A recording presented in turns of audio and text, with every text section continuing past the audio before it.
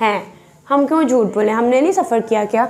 आपको याद है एक दफ़ा हम एक जगह गए थे, अगले दिन उसी जगह पे बॉम्ब ब्लास्ट हुआ था। बहुत दफ़ा ऐसा हुआ है। बहुत जब पता लगा बॉम्ब ब्लास्ट का तो मैं ना थंबनेल में देखूँगी कहीं पाकिस्तान का नाम लिखा होगा, तो मुझे पाकिस्तान का नाम कहीं नज़र नहीं आया, तो मैंने कहा ऐसा तो वैसे हो नहीं सकता कि कहीं पर धमाका हुआ हो और उसको पाकिस्तान से रिलेट ना किया हो। तो थोड़ी सी वीडियो चली, मैं फिर कहूँ पाकिस्तान, मैंने कहा लगता है पाकिस्तान की इमेज अच्छी होना चाहिए, बट आफ्टर दैट पाकिस्तान का लोग ऐसा हुआ है हमारे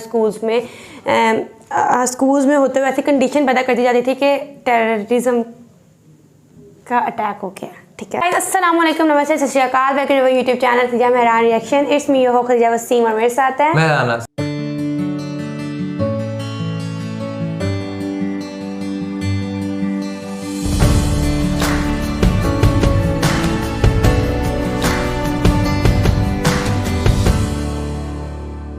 नाज़रीन, जिस तरह आपको पता है कि इस वक्त तुर्की के अंदर जो है वो एक बम ब्लास्ट हुआ है और बहुत से लोग मर गए, बहुत से ज़ख्मी भी हो गए।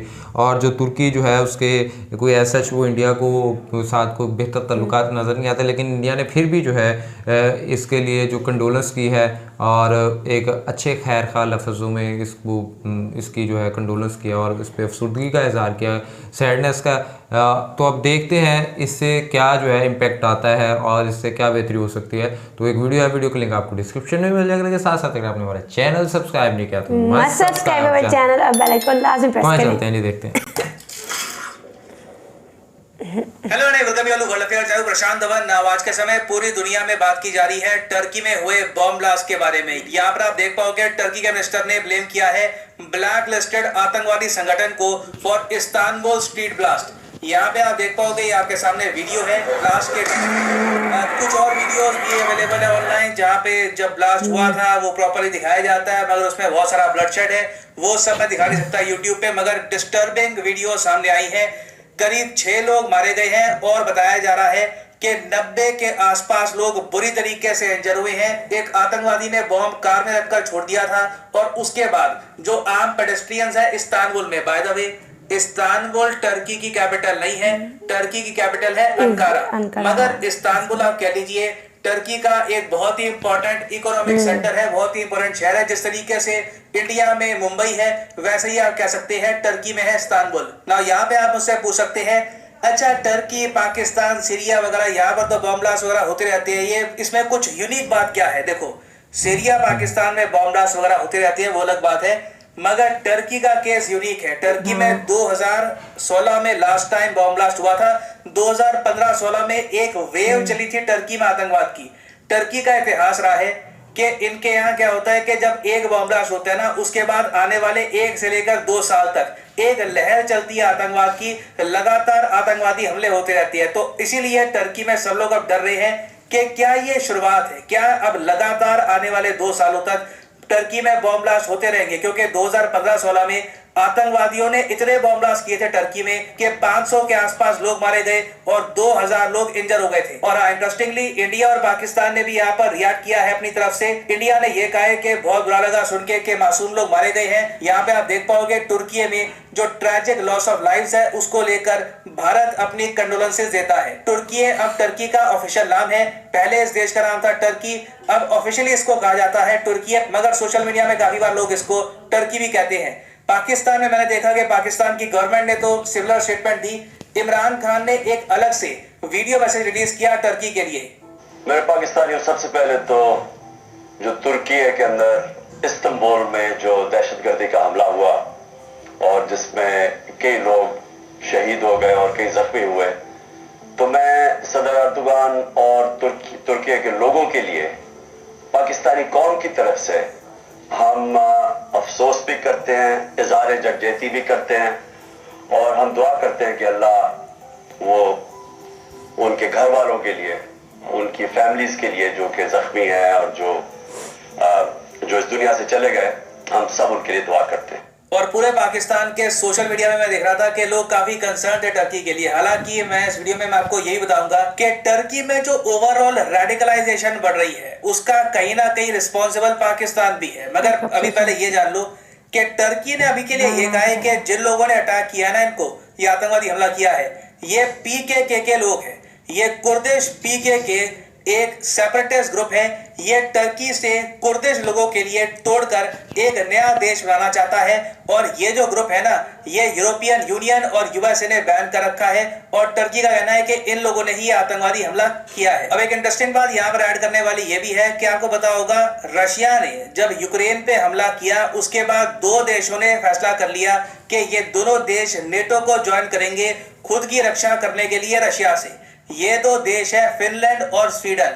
और आपको पता होगा फिनलैंड स्वीडन की जो एंट्री है नेटो में, ये रोक कर बैठा है टर्की। अभी तक स्वीडन और फिनलैंड नेटो के पार्ट नहीं बन पाए हैं। टर्की अभी भी कह रहा है कि ये दोनों देश पीकेके को सपोर्ट करते हैं, इनके कई आतंकवादियों के बेसिस हैं स्वीडन में और फिनलैंड में, और इसलिए टर्की इन दोनों देशों को नेटो में एंट्री नहीं देगा। और अब जो ये बॉम्ब ब्लास्ट हुआ है ना, इसके बाद देखो टर्की दो चीजें डिमांड करेगा, या तो स्वीडन फिनलैंड बिल्कुल स्ट्रॉन्ग एक्शन ले इन आतंकवादियों के अगेंस्ट।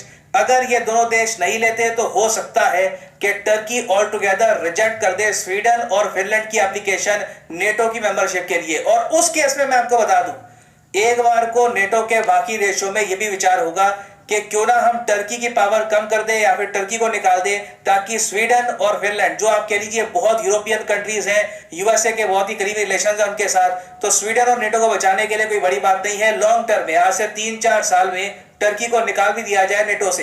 तो एक तो यहाँ पर एस्पेक्ट है स्वीडन और फिनलैंड वाला। दूसरा यहाँ पर एस्पेक्ट ये है कि टर्की देखो अपनी प्रॉब्लम का जो ब्लेम है ये डालता तो है स्वीडन फिनलैंड पे, मगर रियलिटी ये है कि टर्की ने जिस टाइप के मित्र मुल्क अब बना लिए हैं, पाकिस्तान, उसके अलावा अजरबैजान, इवन अफगानिस्तान में भी टर्की की जो इन्वॉल्वमेंट है बढ़ रही है। इस सब की वजह से टर्की में रेडिकलाइजेशन बढ़ रही है। यहाँ पर आप देख पाओगे टर्की ने पता नहीं क्यों पिछले कुछ सालों में एक anti India extremism drive start किया है, जिसके अंडर ये एंटी इंडिया काम करते हैं, साइबर सेल बनाते हैं इंडिया के अगेंस्ट। कई रिपोर्ट्स रिसेंटली सामने आई थी कि टर्की ने आईटी सेल बना रखे हैं इंडिया के अगेंस्ट, और ऑलमोस्ट आप कह लीजिए टर्की बिल्कुल तैयार है अगला पाकिस्तान बनने के लिए। मैं कहूंगा बिल्कुल टर्की इस वक्त एज पे है। अब यहाँ पर आप मुझसे ये पूछोगे कि मगर टर्की ये सब करेगा क्यों? आई मीन टर्की की आप अगर कोई फुटेज देखो, इस्तांबुल की भी फुटेज देखो, इट्स अ ब्यूटीफुल कंट्री। ऐसे लगता है कि ऑलमोस्ट आप यूरोप में ही आ गए हो। इन लोगों को अचानक से पाकिस्तान के जो ये रेडिकल ग्रुप्स हैं, इनके साथ पार्टनरशिप करके क्या मिल रहा है? देखो हर एक कंट्री एक पॉलिसी बनाती है। टर्की को ये लगा कि पाकिस्तान को ये लोग वेपन एक्सपोर्ट करेंगे, वहां पर बेनिफिट होगा। दूसरी बात ये है कि टर्की बनना चाहता है इस्लामिक वर्ल्ड का लीडर, तो उसके लिए जो मेजर इस्लामिक कंट्रीज हैं, फॉर एग्जांपल इंडोनेशिया, उसके अलावा पाकिस्तान, कई और देश, इनका सपोर्ट जीतने की पूरी कोशिश करेगा टर्की। तो सपोर्ट जीतने के चक्कर में आप कह लीजिए टर्की खुद की सिक्योरिटी लगा रहा है दांव पे, क्योंकि आतंकवाद का बहुत ही सिंपल फॉर्मूला है। अगर आप सांप पालते हो अपने आंगन में ये सोचकर कि ये जो सारे सांप है ना ये आपके पड़ोसी को काटेंगे, तो ऐसा नहीं होने वाला। ये सांप आज नहीं तो कल आपको भी काटेंगे, क्योंकि सांप की फितरत यही होती है, आतंकवादियों की भी फितरत यही होती है। एक टाइम था जब अफगानिस्तान में आतंकवाद को यूएसए ने फंडिंग दी ताकि यूएसएसआर की हार हो जाए कोल्ड वॉर में, मगर बाद में उन्हीं आतंकवादियों ने 9/11 कर दिया और यूएसए को बहुत नुकसान पहुंचाया। तो इतिहास गवाह है आतंकवादियों के साथ जिस कंट्री ने भी पार्टनरशिप करी है, लॉन्ग टर्म में उसका लॉस ही हुआ है। और टर्की देखो अगला पाकिस्तान इसलिए भी बन सकता है क्योंकि इकोनॉमिकली मैं आपको बता दूं, टर्की बहुत ही पतली आप कह लीजिए बर्फ पे खड़ा है, वेरी थिन आइस आप कह लीजिए, कभी भी क्रैक आ सकता है बर्फ पे और टर्की गिर सकता है। इसका रीजन मैं आपको बता दूं, टर्की का ऑफिशियल डेटा ये कहता है कि इनके यहाँ महंगाई दर, इन्फ्लेशन रेट 85% पहुंच चुका है, जबकि कई इकोनॉमिस्ट हैं यूके में, यूएसए में ये कहते हैं कि ये जो 85% का नंबर है ये झूठ है। असली में टर्की में जो इन्फ्लेशन है ये 102% के आसपास भी जा चुकी है, मतलब कि हर चीज के रेट डबल से भी ज्यादा हो चुके हैं। कई लोग हैं टर्की में ये पॉवर्टी में जा रहे हैं, लोगों के पास जॉब्स नहीं है, एम्प्लॉयमेंट नहीं है। और हिस्टोरिकली हमने ये भी देखा है कि जब एक देश में रेडिकलाइज ग्रुप को आप इंट्रोड्यूस करते हो, साथ में इन्फ्लेशन हाई है, लोगों का स्टैंडर्ड ऑफ लिविंग गिर रहा है, तब उस वक्त आतंकवादी ग्रुप आराम से रिक्रूट भी कर पाते हैं, उनको नए लोग भी मिल जाते हैं। और अभी भी मैं आपको ये बता दूं कि टर्की की जो इंटरनल सिचुएशन है इसके बारे में दुनिया को पता नहीं है, क्योंकि एर्दोगान ने कंप्लीट आप कह लीजिए कंट्रोल रखा हुआ टर्की की गवर्नमेंट पर, इनके इंस्टीट्यूशंस पर। रिसेंटली टर्कस्टैट जो इनका एक डिपार्टमेंट है जो टर्की के इन्फ्लेशन रेट वगैरह का डेटा निकालता है, इसके डेप्यूटी चेयरमैन को एर्दोगान ने नौकरी से निकाल दिया। ये इस साल तीसरी बार किया जा रहा है ऐसा। जो भी चेयरमैन, डेप्यूटी चेयरमैन टर्की की इकोनॉमी की जो रियल पिक्चर है ये बताने की कोशिश करता है, कुछ ही हफ्तों में उसकी नौकरी चली जाती है। तो अभी देखिए, अभी के लिए एर्दोगान छुपा रहे हैं टर्की की रियलिटी, मगर सूनर और लेटर टर्की को IMF के पास जाना होगा। ऐसा इनसेन इन्फ्लेशन रेट, इसको मैं इनसेन ही कहूंगा, ये इन्फ्लेशन रेट किसी भी कंट्री को बर्बाद करने के लिए काफी है। ये इन्फ्लेशन रेट लोगों की सेविंग्स खा जाएगा। आप सोच कर देखिए, किसी ने 20 लाख अगर बैंक में रखे थे, वो 20 लाख 10 लाख हो गए कुछ ही महीनों में, इन अ मैटर ऑफ मंथ्स। और मैं यहाँ पर प्रेडिक्शन ये कर रहा हूँ कि आने वाले कुछ सालों में टर्की का एक बहुत ही बड़ा इकोनॉमिक कोलैप्स होगा। ऑलमोस्ट जो श्रीलंका में हुआ था ना, वही आपको दिखेगा टर्की में। इसका रीजन एक ये भी है, देखो टर्की के लोगों को ना अपना आराम नहीं छोड़ना। मैं ये देखकर बहुत हंस रहा था रिसेंटली, टर्की की सरकार चाहती है कि IMF का पैकेज ये भी ले ले। जैसे पाकिस्तान IMF के पैकेज पर चल रहा है, टर्की भी चला जाए IMF के पैकेज पर। मगर जो टर्की की पॉपुलेशन है, जो टर्की के लोग हैं, वो नहीं चाहते कि टर्की अपना इकोनॉमिक फ्यूचर IMF के सामने सरेंडर कर ले। क्योंकि IMF देखो बहुत ज्यादा कड़ा डॉक्टर है, कड़वी दवाइयां पिलाता है। सरकार को कहेगा IMF के सब्सिडियां बंद करो, हमसे बेहतर कौन जानता है ये पानी ये सब देना बंद करो, तभी तुम्हारी इकोनॉमी स्टेबलाइज हो पाएगी। तो ऑब्वियसली टर्की के लोग देख रहे हैं पाकिस्तान में क्या हो रहा है, जो पाकिस्तान के लोग भुगत रहे हैं, टर्की के लोग भुगतना नहीं चाहते। तो इन दी एंड देखो होगा क्या। अभी के लिए मैं ये कहूंगा, एक बार को पाकिस्तान कड़वी दवाइयां पी के हो सकता है कि कल को खड़ा हो जाए। टर्की कड़वी दवाइयां पीने को भी तैयार नहीं है। तो जब टर्की गिरेगा ना, it will fall very hard. और उस टाइम आप देखोगे अचानक से टेररिज्म भी पीक पे होगा। तो फ्यूचर मैं कहूंगा टर्की के लिए बहुत बहुत ज्यादा ब्लीक है। ऑलरेडी इनकी करेंसी क्रैश कर चुकी है, but again this is only the start, the worst is yet to come. एक बार को मैं कहूंगा पाकिस्तान की स्थिति ठीक ठाक आपको दिखेगी कंपेयर टू टर्की।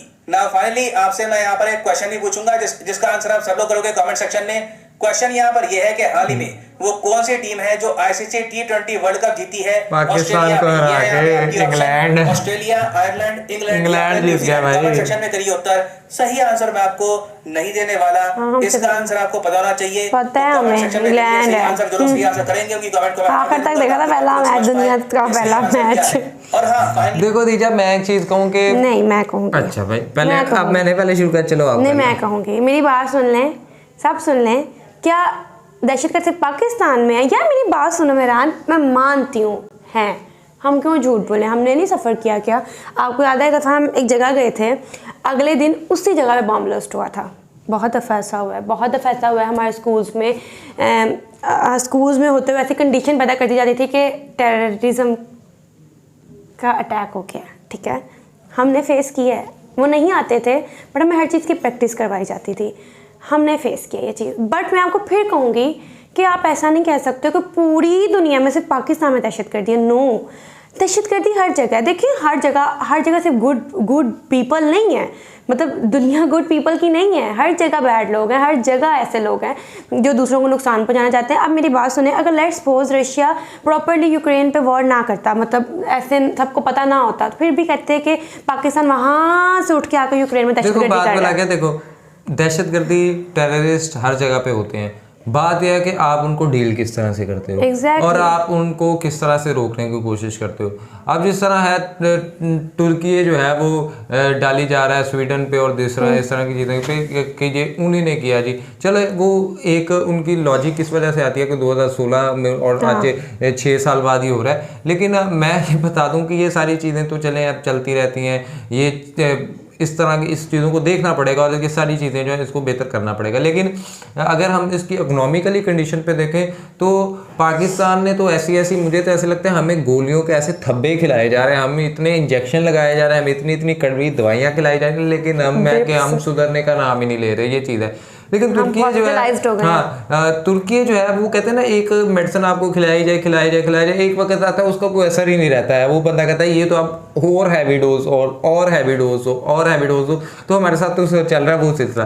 अब तुर्की जो है वो ज़्यादातर टूरिस्ट बेस्ड है और उसका जो है ज़्यादा से ज़्यादा उसके अंदर जो ट्रेडिंग होती है थ्रू उसके स्विस कैनाल और वो जितनी भी चीज़ें थी, तो वो उनको जो है बेनिफिशियल दे सकता है। लेकिन अब वो जो है जब इस तरह की चीज़ें होंगी, जब जब टेररिस्ट होगा ऑब्वियसली बात है, टूरिस्ट, ये सारी चीज़ें जो है कम कंट्रोल होती रहेंगी। और वैसे भी उसकी इकोनॉमी जो है वो इतनी ज़्यादा कोई अब आ नहीं रही ऊपर, अब मतलब उसमें ग्रोथ नज़र नहीं आ रही। तो एट द एंड क्या होगा कि फिर ये उसी तरह से श्रीलंका की तरह कोलैप्स कर जाएगा। लेकिन बात यह है कि देखें, जब आप इस तरह की सिचुएशंस में गिरे हो फिर आपको कोई ना कोई मेडिसिन, कोई ना कोई टैबलेट लेनी पड़ेगी और आपको IMF के पास जाना पड़ेगा। लेकिन अभी अगर वो कहें जी कि नहीं हम IMF के पास नहीं जा सकते तो फिर आप अपना फ्यूचर देख सकते हैं। But as compare to Pakistan, Turkey is a very very very beautiful country है। इतना अच्छा इंफ्रास्ट्रक्चर है, सब कुछ इतना ज़बरदस्त है। तो मैं तो बिल्कुल इसका पाकिस्तान से कंपैरिजन नहीं करना चाहती। और हम यही कहेंगे कि मतलब अल्लाह ताला उनकी इकोनॉमी स्ट्रॉन्ग कर दे। जितना खूबसूरत वो मुल्क है उतना ही वो खूबसूरत रहे। वहाँ पे दहशत गर्दों की वजह से तबाही ना फैल जाए, ठीक है, क्योंकि दुनिया जब उसे बनाने में बहुत वक्त लगता है लेकिन तबाह करने में सिर्फ मिनी सेकंड्स लगते हैं। तो भाई पहले नंबर पे तो ये चीज़। और दूसरा जो हम इंडिया को देखते हैं ना, तो देखो इंडिया तो है चिल फिर रहा है, वो बीमार भी होता है, वो मीनार के जूस पी रहा है, वो कुछ भी नहीं हो सकता क्योंकि उसने खुद से चीज़ें जो है वो कर रखी हैं स्टेबलाइज। वो सबसे सब कुछ जो है वो पहले से कर चुका हुआ। सो अच्छा, मैं आपको एक और बात बताती हूँ प्लीज़। जब आपको पता जब नई वीडियो स्टार्ट हुई थी ना, तो जब पता लगा बॉम्ब ब्लास्ट का, तो मैं ना थंबनेल भी देखूँगी कहीं पाकिस्तान का नाम लिखा होगा, तो मुझे पाकिस्तान का नाम कहीं नज़र नहीं आया। तो मैंने कहा ऐसा तो वैसे हो नहीं सकता कि कहीं पर धमाका हुआ हो और उसको पाकिस्तान से रिलेट ना किया हो। तो थोड़ी सी वीडियो चली, मैं फिर कहूँ पाकिस्तान, मैंने कहा लगता है पाकिस्तान की इमेज अच्छी होने लग गई है। बट आफ्टर दैट पाकिस्तान में तो लोग कहते हैं, देखा था, मैंने कहा था ऐसा मतलब हो ही नहीं सकता कि पाकिस्तान आप इस हवाले से क्या रखते हैं कमेंट्स के अंदर लाजमी होता है। वीडियो को लाइक करें, शेयर करें, चैनल को सब्सक्राइब करें, बेल आइकन को प्रेस करें, इसका ID में फॉलो कर सजेशन दें। तब तक के लिए अपने मेज़बानों को दें दुआ में याद रखें। अल्लाह ने के बाद।